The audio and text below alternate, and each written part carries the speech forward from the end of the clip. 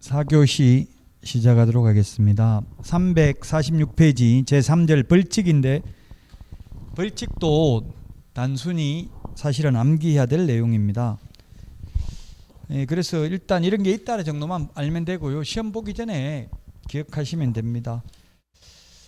자, 우리 프린터는 어디 있냐면, 프린터는 21번, 22, 23, 그 다음에 26번에 있습니다.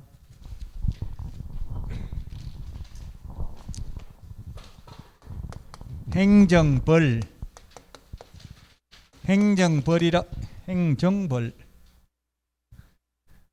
행정벌이 있고요. 행정벌에는 행정형벌이 있고, 행정형벌이 있고, 그 다음에 행정질서벌이 있습니다. 행정질서벌.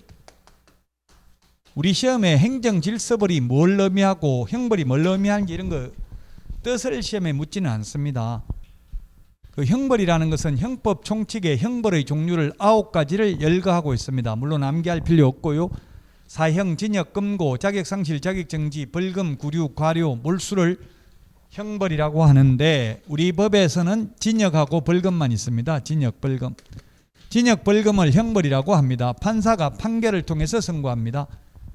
질서벌은 질서를 안 지키는 사람, 게으른 사람, 해태하는 사람에게 부과하는 것으로서 과징금, 가상금, 과태료가 있는데, 우리 공인중개사법에는 과태료만 있습니다.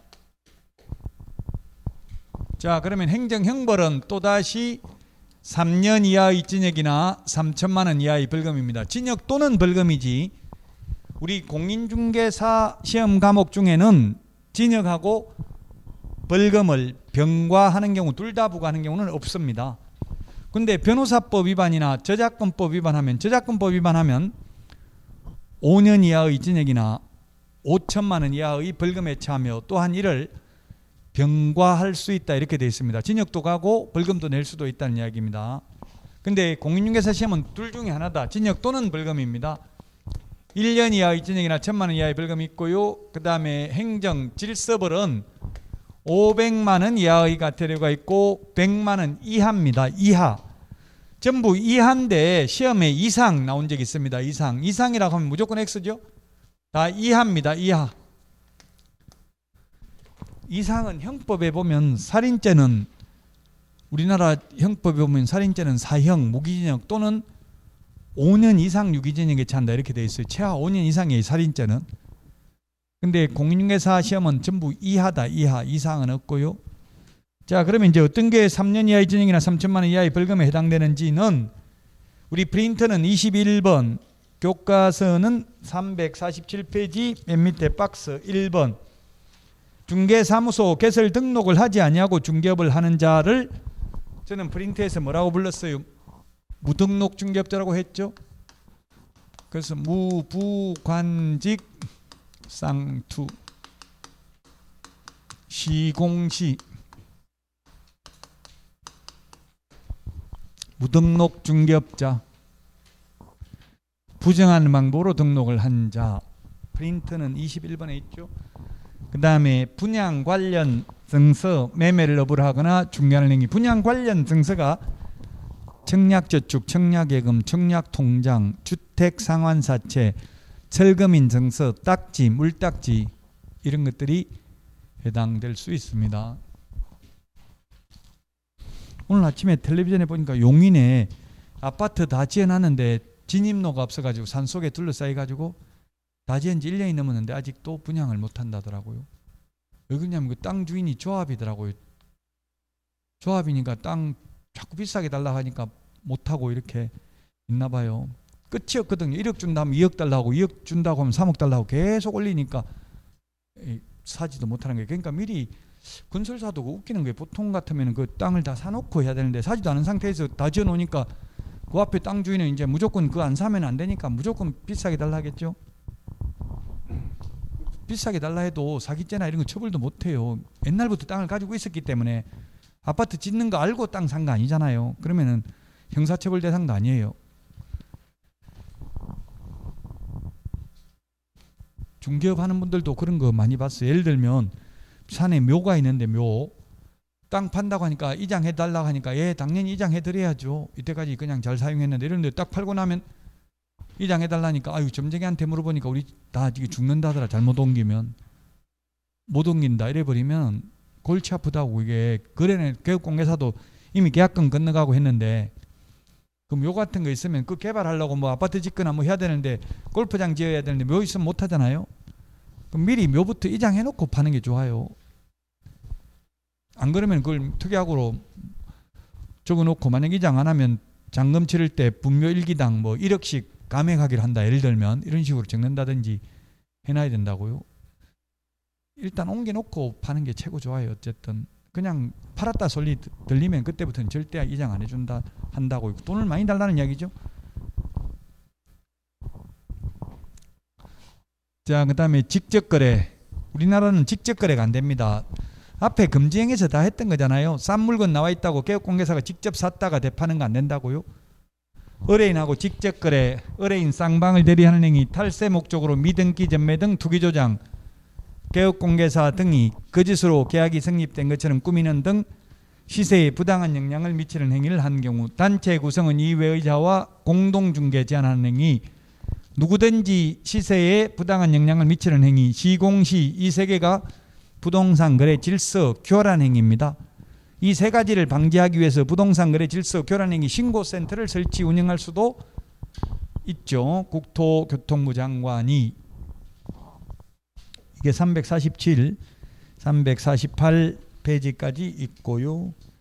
그 다음에 348페이지 맨 밑에 1년 이하의 진역에는 1,000만 원 이하의 벌금입니다.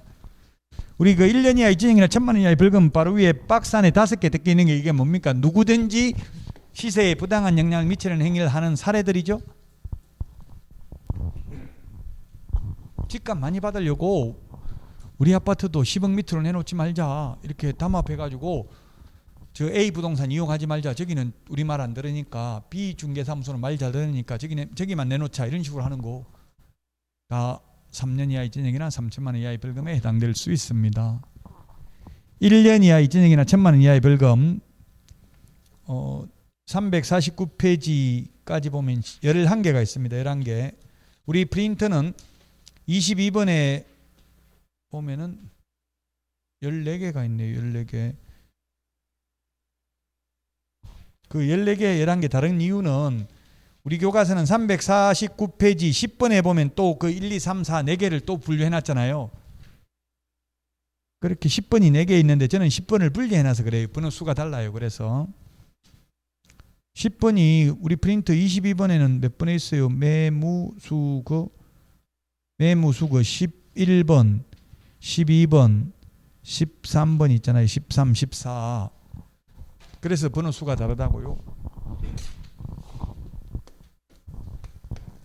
유사, 이중, 양도, 임정, 비광, 매무수거. 자, 유사명칭. 유사라는 말 들어가는 게 2개가 있어요. 2개. 유사명칭 사용.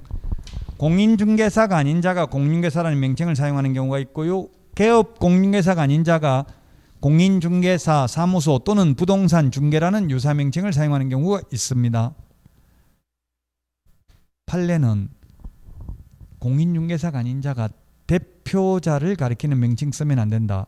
부동산 유서 대표. 자격증 없는 사람이 명함에다가 사장, 회장, 중개사무소 소장 이런 거 새겨 다니면 안 된다고요. 1년 이하의 징역이나 1,000만 원 이하의 벌금입니다. 그 다음에 개업공개사가 아닌 자가 발품 부동산, 부동산 카페, 부동산이라는 말을 부동산이라는 간판 개업공개사가 아니면 못 단다고요. 쉽게 말해서 1년 이하의 징역이나 1,000만 원 이하의 벌금입니다. 그 다음에 이중등록, 이중소속, 이중사무소 3개입니다. 3개. 이게 사실 2개로 되어 있지만 사실상 3개입니다.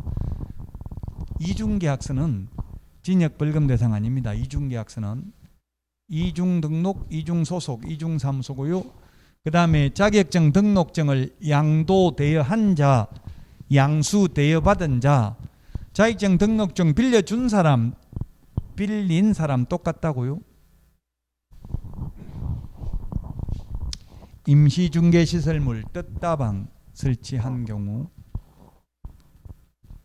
1년 이하 이진액이나 1,000만 원 이하의 벌금. 정보 거짓 공개한 거래 정보 사업자. 지금 이게 교과서하고는 순서 좀 달라요. 순서가 시험에 나오는 건 아니니까.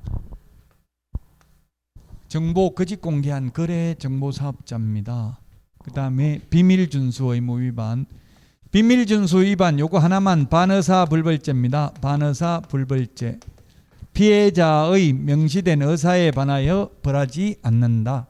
비밀 준수 하나만. 시험에 어떤 게 비밀인지는 시험에 안 나옵니다. 그냥 비밀 준수 위반했다는 전제하에서만 묻지 이런 게 비밀이냐 아니냐 이런 거는 묻지 않습니다. 광고인데 개업 공인중개사가 아닌 자가 광고하면 1년 이하 이전액이나 1,000만 원 이하의 벌금입니다. 즉 무등록자가 무자격자가 광고를 올려놨습니다. 그래서 처벌하려고 하니까 나 한 건도 중개는 안 했는데요. 이렇게 나오는 거예요. 한 건도 중개 안 해도 광고만 올려도 컨설팅 업자가 광고만 올려도 1년 이하 이전액이나 1,000만 원 이하의 벌금입니다. 광고만 올렸다 하더라도. 이게 금지행위 매매를 업으로 하는 경우 무등록 중개업자와 협력하는 행위 중개보수 또는 실비를 초과해서 금품을 받는 행위 거짓된 은행 그 밖에 의뢰인의 판단을 거르치게 하는 행위 1년 이하의 징역이나 1,000만 원 이하의 벌금입니다. 자, 그 다음에 질서벌 351페이지 500만 원 이하의 과태료. 500만 원 이하의 과태료가 352페이지 맨 밑에 거래정보사업자가 있고요. 2번 협회가 있고 3번 정보통신 서비스 제공자가 있고요. 그 다음에 4번 개업공개사 5번 소속공개사가 있네요. 이거는 그 부과되는 대상에 따라서 분류를 해놨는데 저는 어떻게 분류를 했냐면은 프린터 23번에 있는데 저는 그게 353페이지 교과서 353페이지 메뉴에 갑은 500만 원 동그라미 납은 500만 원 동그라미 답은 500만 원 동그라미 그 다음에 마번에 방가로 3번에 500만 원 동그라미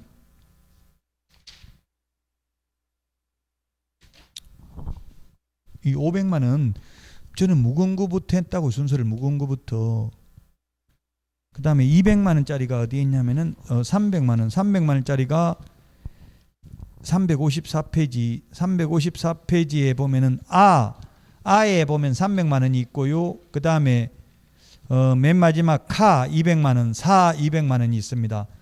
예, 저는 그래서 무거운 거 순서대로 했다고요. 500, 400, 300, 200, 100 순서를 왜냐하면 무거운 거 순서대로 시험에 나온 적이 있기 때문에 저는 교과서하고 분류 방식이 다르다고요. 그래서 저는 확부모 추 이게 500만 원 개운해 400 공 300 명령 해공 명령 200 교 연수교육 안 받으면 100만 원 확부모 추 개운 해공 명령 교 무거운 거 순서대로 했다고요? 네? 무거운 순서 돈 많은 게 무거운 거예요. 돈이 많으면 무겁잖아요. 벌칙이 무거운 거 처벌 규정이 무거운 거 순서대로 우리 교과서는 그 처분 대상자별로 분류를 했잖아요. 개업공개사냐 거래정보사업자냐 저는 무거운 거별로 시험에 이렇게 나왔다는 이야기 1, 2, 3, 4, 5 해가지고 다음 중 500만 원 이하의 과태료 중 개별 기준이 다른 하나는 하면 그건 400이잖아요. 이런 식으로 시험에 나왔기 때문에 저는 무거운 거대로 순서대로 해놨고요. 자, 확이 뭐냐면 확인 설명도 안 하고 근거 자료도 제시 안 하면 500입니다. 둘 중에 하나 안 하면 얼마라고 돼 있어요? 그게 교과서에 보니까 353 마번에 방가로 1번 방가로 2번 둘 중에 하나 안 하면 확인 설명을 하지 않거나 근거 자료 제시 안 하면 250이라고 돼 있죠. 둘 다 안 하면 500. 그 다음에 부당한 표시 광고. 부당한 표시 광고가 뭐냐면 허위 매물 올리는 겁니다. 허위 매물, 미끼 매물, 낚시 매물, 거짓 매물. 자, 그럼 개업공개사님들이 거짓 매물 올리면 만약 시세가 1억이면 1억보다 비싸게 거짓 매물 올리겠어요? 더 싸게 올리겠어요? 아무 말 없으면 싸게 올린다고. 거짓 매물 올린 거 대표적인 케이스가 월세 40, 50 하고 있는데 월세 10만 원, 20만 원짜리 있다고 매물 올린다고요?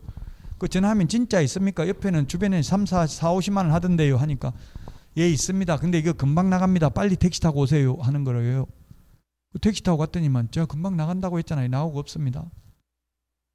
그럼 택시도 타고 왔겠다. 또 원룸 어디로 또 다른 데 택시 타고 가려면 또 돈 들잖아요. 그러니까 그냥 한 절반 정도는 포기하고 그냥 계약한대요. 원래는 10만 원, 20만 원짜리 있다 했는데 속에서도 절반 정도는 그냥 계약하고 절반 정도는 욕하고 간대요. 그 왜 그렇게 하냐? 제 아는 분 하고 있길래 물어보니까 그렇게 안 하면 아예 연락도 안 온다는 이야기예요. 혼자 정상적으로 40, 50 올려놓으면 아무도 연락 안 오고 그렇게 거짓 매물 올린 데만 연락이 가니까. 그래서 이게 법이 생긴 거예요. 하도 그렇게 많이 하니까. 미끼 매물, 허위 매물, 거짓 매물 올리면 500만 원 이하의 과태료. 개별 기준은 500입니다. 이 개별 기준의 2분의 1 범위 내에서 늘리거나 줄일 수 있다고 했잖아요. 그럼 만약에 400만 원이면 개별 기준이 400만 원이면 여기에 2분의 1을 더해주거나 2분의 1을 빼줄 수 있다고요. 2분의 1을 더하면 600만 원, 2분의 1을 빼주면 200만 원인데 공무원이 600에서 200 사이에서 재량권을 행사할 수 있는데 다만 아무리 늘리더라도 가중하더라도 법에서 500 이하라고 했으니까 이게 대통령령인데 대통령령이 법률을 위반할 수는 없거든요. 하위규범이 상위규범을 위반하면 효력이 없습니다. 헌법에 위반된 법률은 효력이 없습니다. 그래서 공무원이 500만 원에서 200만 원 사이에 재량권을 행사할 수 있다는 이야기. 이 사이에서 과태료를 부과한다는 이야기예요. 공무원들의 재량권 일탈 남용을 방지하기 위해서 이런 규정을 두었다. 자, 그 다음에 모니터링 자료 제출 거부한 정보통신 서비스 제공자, 추가 정보 게재 요청을 거부한 정보통신 서비스 제공자입니다. 직방, 다방, 한방, 네이버 부동산, 호갱노노 이런 게 정보통신 서비스 제공자죠. 이 순서를 보려면 353 교과서 거기 금액이 큰 거부터 저는 열거를 했다 이 말입니다. 금액이 큰 거부터. 그 다음에 개선명령, 아까 협회에 대해서 국토부 장관이 공제사업 개선명령을 할 수 있는데 따르지 않는 경우 운영규정을 위반한 거래정보사업자, 협회 임원에 대해서 국토부 장관이 해임 징계 요구를 했는데 따르지 않는 경우에는 500만 원 이하의 과태료고요. 개별 기준은 400만 원입니다. 시험에 협회 임원을 해임 징계 요구했는데 따르지 않는 경우 400만 원 이하 과태료라는 말을 쓸 수가 없어요. 500만 원 이하고요. 개별 기준이 400이고 이게 가중하면 500만 원도 가능하고 줄이면 200만 원도 가능하잖아요. 그래서 400만 원 이하라는 말은 쓸 수 없다고요. 500만 원 이하다. 공제사업 운용 실적을 오늘 했습니다. 첫 시간에. 매 회계년도 종료 후 첫 시간에 한 게 아니고 두 번째 시간에 했네요. 매 회계년도 종료 후 몇 개월 이내에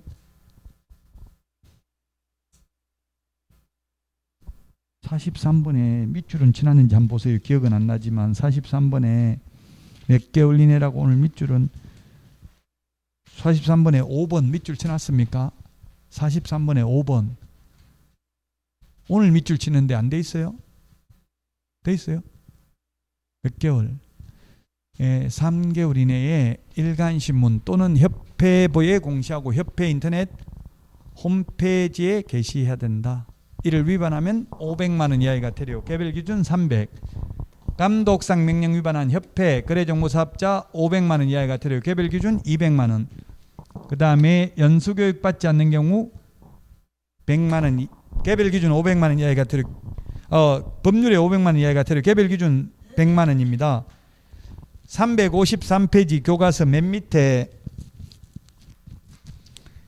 바번에 보면 연수교육을 정당한 사유 없이 받지 않는 경우 1번 법 위반 상태의 기간이 1개월 이내인 경우 20만 원, 1개월 초과 3개월 이내인 경우 20만 원, 30만 원, 3개월 초과 6개월 이내인 경우 50만 원, 6개월 초과한 경우에는 개별 기준이 100만 원이라고 돼 있죠. 그 시험에 잘 나와요. 연수교육을 안 받으면 100만 원 이하의 과태료냐 500만 원 이하의 과태료냐 시험에 나오면 둘 중에 하나 답인데 답은 500만 원 이하고 100만 원 이하라는 말은 쓸 수 없다고요. 이 100만 원의 2분의 1을 늘릴 수 있다고 150만 원 받을 수도 있다고요. 개별 기준이 100만 원이지 100만 원 이하라는 말은 못 쓴다고요.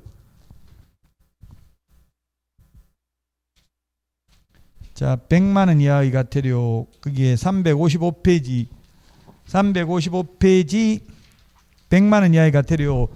자, 50만 원짜리 방가로 2번, 3번, 그 다음에 8번, 9번, 50만 원짜리가 4개, 그 다음에 20만 원짜리 5번 1개가 있고요. 나머지 30만 원입니다. 30만 원. 30만 원 4개, 50만 원 4개. 우리 프린터는 프린터는 26번.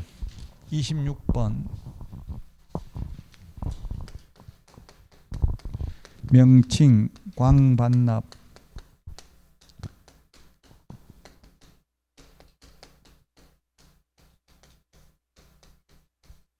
9개잖아요. 9개. 50만 원짜리가 4개, 30만 원짜리가 4개, 개별 기준 20만 원짜리가 1개. 무거운 거부터, 금액이 큰 거부터는 열거했다. 자, 명칭 표시 위반인데요.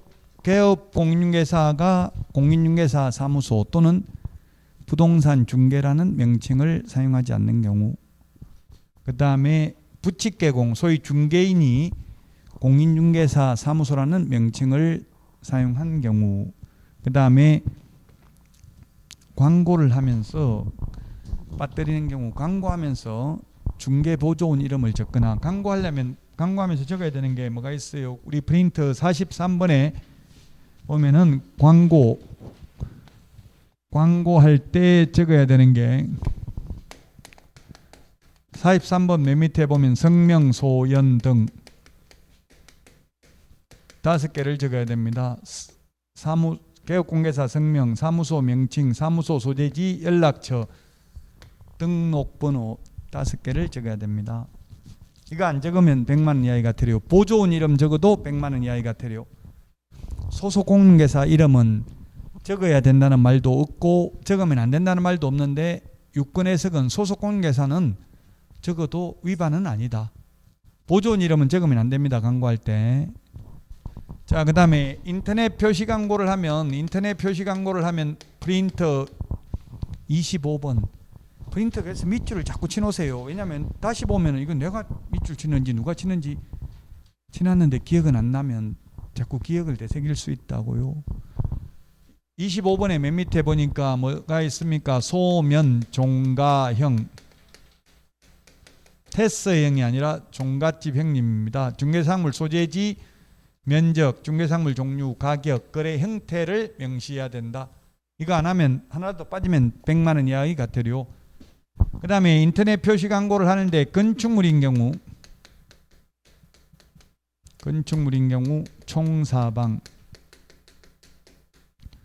총사방 개개 입주관 8개를 추가로 명시해야 된다. 그러면 건축물을 인터넷 표시 광고하려면 이게 8가지에서 18가지를 명시해야 됩니다. 총청수, 사용승인, 사용검사받은 날, 방향, 방의 개수, 욕실 개수, 입주 가능일, 주차 대수, 관리비를 명시해야 된다고요. 이 중에 하나라도 빠지고 명시하면, 광고하면 100만 원 이하의 과태료라고요. 광고라는 말이 중요합니다. 광고라는 말이 지금 모든 3년 광고 중에서 높은 가격으로 표시 광고를 유도해서 개업공개사의 업무를 방해하면 3년 이하의 징역이나 3천만 원 이하의 벌금. 개업공개사가 아닌 자가 광고하면 1년 이하의 징역이나 1천만 원 이하의 벌금. 부당한 표시 광고, 허위 매물 올리면 500만 원 이하의 과태료. 이 광고하면서 이 중에서 하나라도 빠지거나 보조원 이름을 적으면 100만 원 이하의 과태료. 보조원 이름 적으면 100만 원 이하의 과태료인데, 개업공개사가 광고하면서 아예 개업공개사 광고 안 하고 처음부터 보조원 이름으로 광고하면 어디에 해당되겠어요? 처음부터 보조원 이름으로 광고하면 4개 중에 어디에 해당되냐고요. 개업공개사가 아닌 자가 광고한 1년 이하의 징역이나 1천만 원 이하의 벌금이겠죠. 개업공개사가 광고하면서 담당 실장, 보조원 이름 적으면 100만 원 이하의 과태료라고요.